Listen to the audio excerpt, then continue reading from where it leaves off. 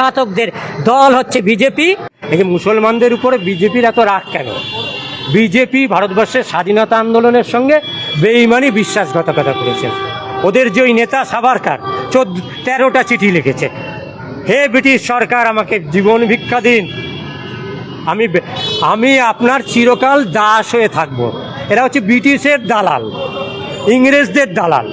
আর ইংরেজদের বিরুদ্ধে ভারতবর্ষের বাংলার মানুষ এবং পাঞ্জাবের মানুষ প্রধান সারিতে।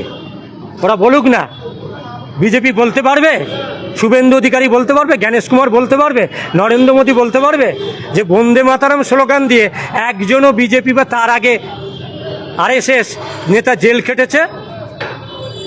বরং বাংলায় যখন 42 সালে ভারত ছাড়ো আন্দোলন হচ্ছে, সেই সময় শ্যামাপ্রসাদ মুখোপাধ্যায় বাংলার লাটকে চিঠি দিয়ে বলছেন এই আন্দোলনকে চরমভাবে দমন করতে হবে, এবং সরকারের থেকে তিনি মাতঙ্গিনী হাজরাদের গুলি করে মেরেছেন। এবং বিজেপির চাকর হচ্ছে জ্ঞানেশ কুমার, বেঈমান বিশ্বাসঘাতক। ওরা ইডি দিয়ে পারেনি, সিবিআই দিয়ে পারেনি, এনআইএ দিয়ে পারেনি, তাই নির্বাচন কমিশন, এবং আপনি একটা নাম বলতে ভুলে গেছেন, সেটা সুপ্রিম কোর্টকেও না পেয়েছে। এই সমস্ত অপকর্ম, বাংলার এই খুন এবং দুর্দশার জন্য সুপ্রিম কোর্টও দায়ী। তারা এই বেআইনি কাজ, তারা এই সংবিধান বিরোধী কাজ তারা করতে দিয়েছে।